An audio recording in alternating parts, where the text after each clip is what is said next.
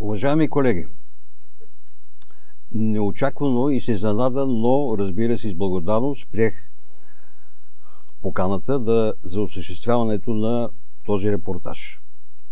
Защото има какво да разкажа за тази част от историята на университета, свързана предимно с изграждането, поддържането и развитието на материално-техническата му база. И то през един забележителен период. Главно в това намирах и аз своето съпричастие. Отражението на причинно-следствената обвързаност с историческия опит неизбежно намира осмислене на собственото съществуване на поколенията след нас.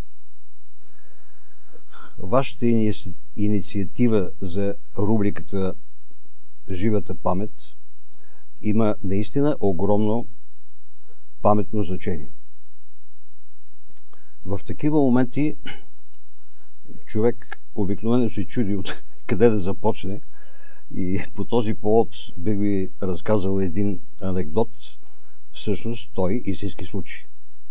1982 година Бундестага на Федерална република Германия избира за свой канцлер Хелмут Кол на мястото на Хелмут Шмидт, с разлика с около 2-3 гласа. Минута след обявяването на резултата, към Шмидт се приближава една журналистка с следния провокативен и дори леко подигравателен въпрос. Господин Шмидт, вие вече не сте канцлер на ФРГ, но сте известен в нашата общественост като човек с много хобита. С какво смятате да се занимавате от тук натам? И той в този сюблимен момент отговорил: млада госпожице, сега аз се чувствам като онзи султан, който като тръгнал към харема си казал: аз много добре знам какво да направя, но не знам откъде да започна. Та така и аз. Но редно е първо да кажа няколко думи за себе си, за да се представя. Дипломирах се през 1976 година като редовен студент по специалност икономика на промишлеността към промишлено-аграрния факултет на ВИ Карл Маркс, а и като стипендиант на столичния завод електроника. После оттам през 1983 година постъпих на работа като помощник ректор на института. И вече от тогава бяха изминали 25 години. Оказа се, че не само в столичните вузове съм вземал тази длъжност за най-дълъг период от време. Работил съм в екипите на 7 ректора и с сътрудничество с над 40 заместник ректора. Самия факт, че една четвърт от 100-годишната история на университета отдадах като служител в университета, за мен е едно своеобразно удовлетворение и интимна гордост. През годините, до към 1991-1992 година, помощник ректорите в висшите учебни заведения се назначаваха от заместник министрите на Министерството на образованието и науката. И така, по предложение на тогавашния ректор професор Данаилов, бях назначен от неговия предшественик професор Михаил Савов.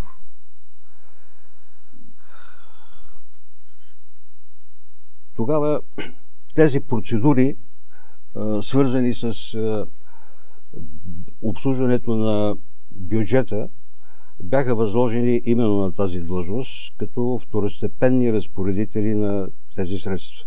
И смея да кажа, че през целият този период на моята практика винаги университетът е получавал положителни оценки за спазването на бюджетните процедури.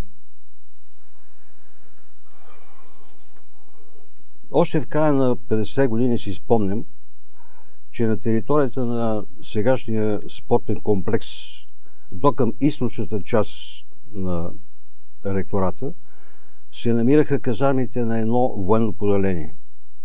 Често идах на свиждане при мой братовчет, който служеше в него. Тогава пространството на сегашния студентски град, особено в югозападната му част, беше гола, незастроена площ, поля от ниви и ливади с гостопанско предназначение. Просто си представете един пъстър и спокоен ландшафт с пасящи овце и крави. Това беше студентския град. Едва в началото на 60-те години започна постепенното обособяване и изграждането му на тази територия. И около 70-та година беше започнато проектирането на института по генерален план с водещ архитект, проектант-архитект Христо Цачев. А главният изпълнител бяха главното управление на строителните войски, известното ГУСВ тогава. През 75-6 година основният корпус вече беше почти изграден. Бяха поставени дори временни стъпала, където сега е ресторанта в западната част на корпуса. До тогава ректоратът се намираше в сградата на булевард Екзарх Йосиф 14, в близост до халите, заедно с така наречената аула, част от учебните зали и малкия физкултурен салон. Там в двора до Римската църква бяха разположени 4 дървени бараки с по 2 малки учебни зали и там ние, като студенти, прекарахме основната част от заетостта ни по време на учебни занятия. Другата сграда беше разположена на улица Стефан Караджа,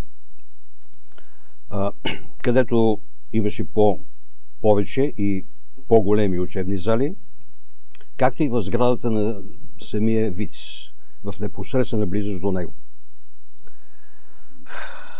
Чак в началото на 90-те години сградата на Екзарх Йосиф, където сега се базира Висшия съдебен съвет, беше прехвърлена за стопанисване към Министерството на правосъдието. Тогава, спомням си, министър беше Васил Гоцев. А преди това сградата на Стефан Караджа беше предоставена за ползване изцяло на ВИТИС. Една малка подробност. Сегашните дървени пейки, които красят основния коридор на университета, се намираха в сградата на Екзарх Йосиф. Това е една реплика от духа на свободния, още от времето на свободния университет. Едва успяхме да ги спасим от унищожение и ги реставрирахме с особено внимание. В началото на 80-те години започна интензивното изграждане на сградния фонд и оборудването на университета. Особено през мандата на професор Данаилов. Ежеседмично в ректората се провеждаха оперативки за хода на строителството. Заедно с командирите на ГУСВ, с всички подизпълнители и често дори присъстваше и командващия строителни войски генерал-полковник Василев. Течеше мащабна и отговорна работа. На терена на института беше дислоциран цял полк на ГУСВ, с строителите на ГУСВ, и ежедневно на обекта работеха над 100 човека. Така през 1985 година с много усилия беше завършена аула Максима и новия електронно-изчислителен център. Беше открита залата официално от Милко Балев, член на тогавашното политбюро. Тогава бяха открити и фонетичните кабинети. През 1987 година беше открита и новата просторна библиотека и клуба на 6-ти етаж. Библиотеката пък беше открита от Тодор Божинов от същото политбюро.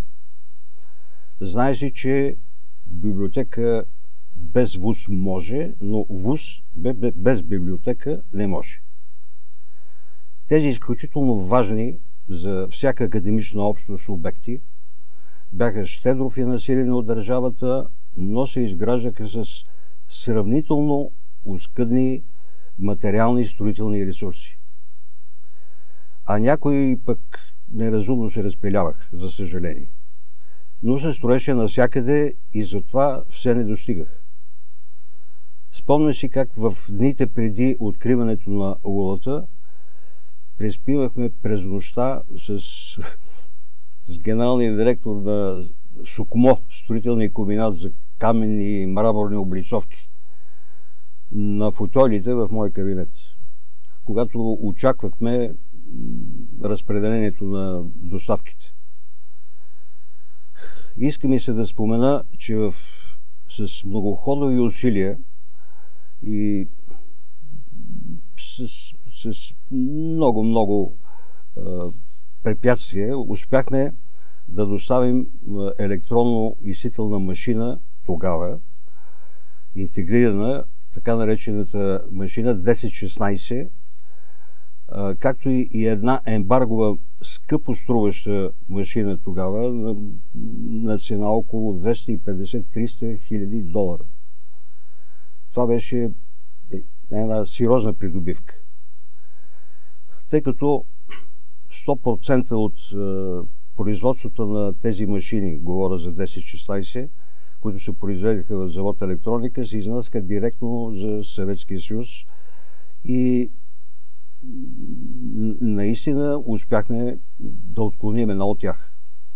Това даде силен тласък на електронизацията в университета и дори центъра изпълняваше поръчки на ключови държавни институции, което за този период беше изключително и много забележително достижение на капацитета ни тогава.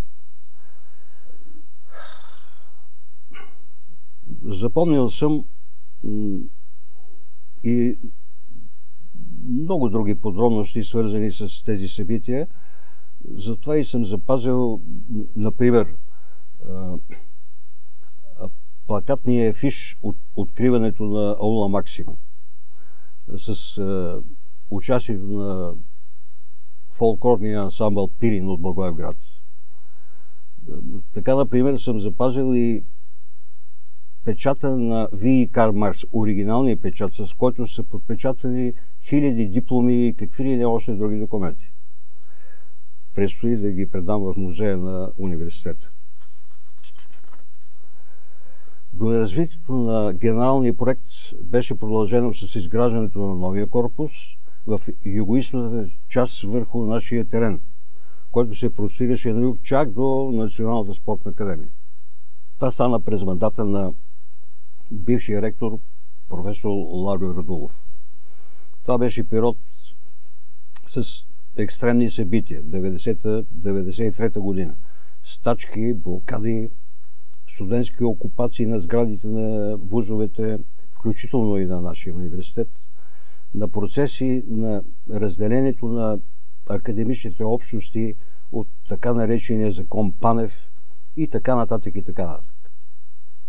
Учебната база се разшири значително и това облегчи учебното разписание, като се осъществи тази съпоставимост в времетраенето и заетостта на студенти и преподаватели. Професор Радулов тогава с такт и с много мъдър подход успя да опази нашата общност от драстичните противоречия, които се изправяха пред колектива ни, а това бяха сериозни изпитания. Тогава, когато Карл Маркс се преименуваше в УНСС и когато се откриваха неговите филиали в градовете Ловеч, Враца и Монтана, Хасково, и се доизграждаше или доразгръщаше дейността на Института за следдипломна квалификация.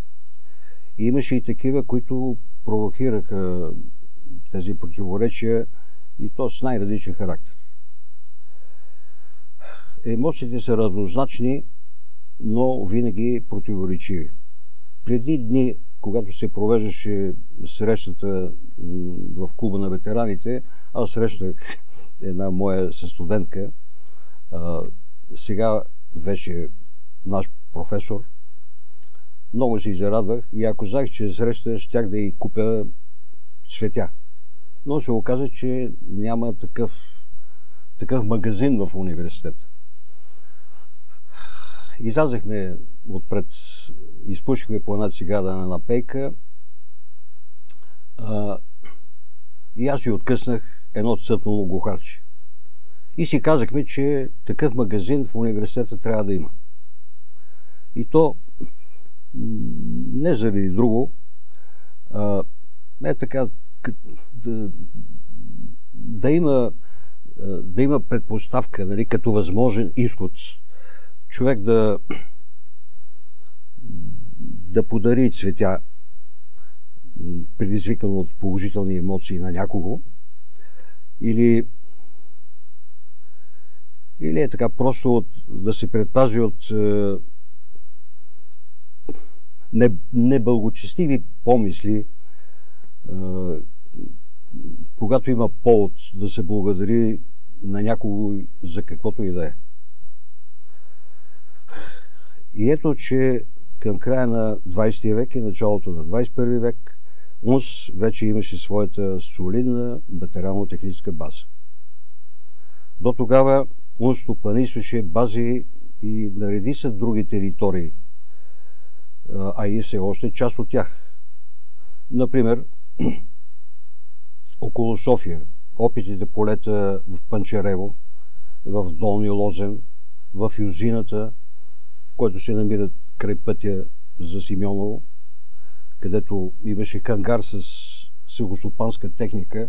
Там се провеждаха упражнения на студентите от специалност агробизнес, както и почината станция в село Равда. Тогава все още беше бивша детска градина в селото, а и много други. И не само те. Всичко това се нуждаеше от постоянни и непрекъснати грижи. Към 2000 година УНС пое изцяло стопанисването на част от словенските общежития и столове. И вече беше учредено самостоятелно стопанско поделение. Това беше сериозно изпитание. Тук ми се иска да отворя една скоба.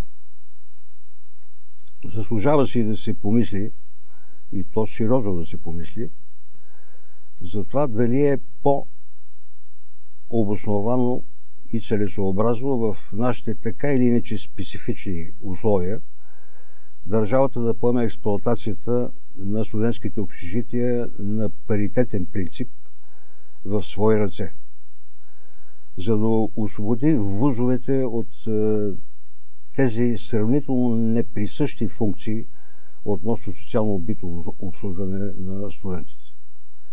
Както и една малка част от, не малка част, впрочем, на заетите в тези общежития. Всъщност този персонал е типичен предимно за хотелиерския бизнес. Това може да доведе до качествено унифициране на битовите условия, както и така и да не се различава толкова много от предпочитаемите битови условия. Струва ми се, че при наличието на тази съвременна информационна обвързаност, особено на територията на студентския град, това облегчило всичко и преди всичко учебните заведения. В края на 90-те години започна и през 2001 година завърши окончателно изграждането на новата почивна станция в Равда.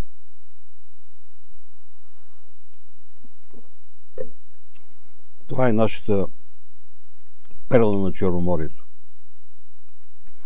Изключително качествено изпълнение от страна на строителната бургаска фирма. Беше изградена предимно със собствени средства, които постъпаха от различни източници, и така университета завърши,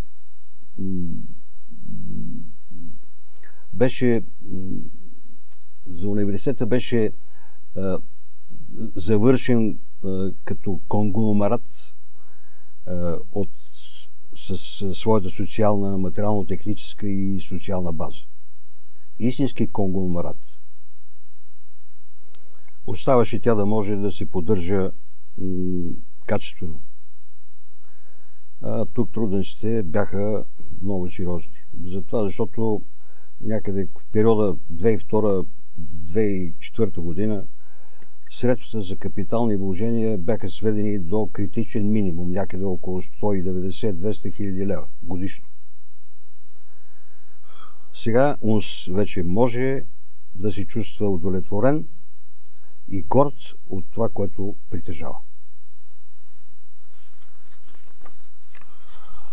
Наследили огромния интелектуален, научен, учебен, новаторски, просветителски потенциал, с който сега разполага УНС, вече е осигурен материално-технически в достатъчна степен, следва неотклонно да продължи да се развива ориентиран към, и то главно към научните новости, изследвания и откривателства в областта на икономическите иновации, предприемачеството и плътното сближаване с живота на актуалната икономическа практика.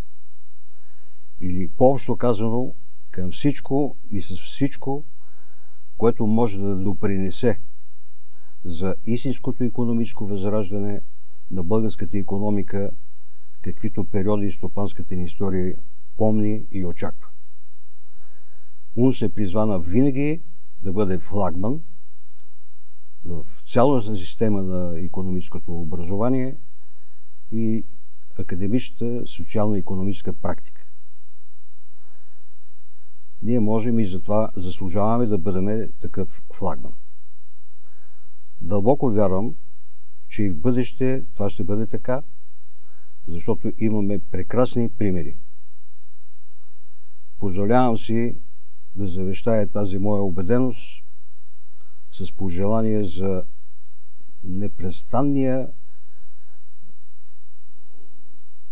непрестанната успеваемост, с повече постоянство, с решителност и с много смелост и дразновение.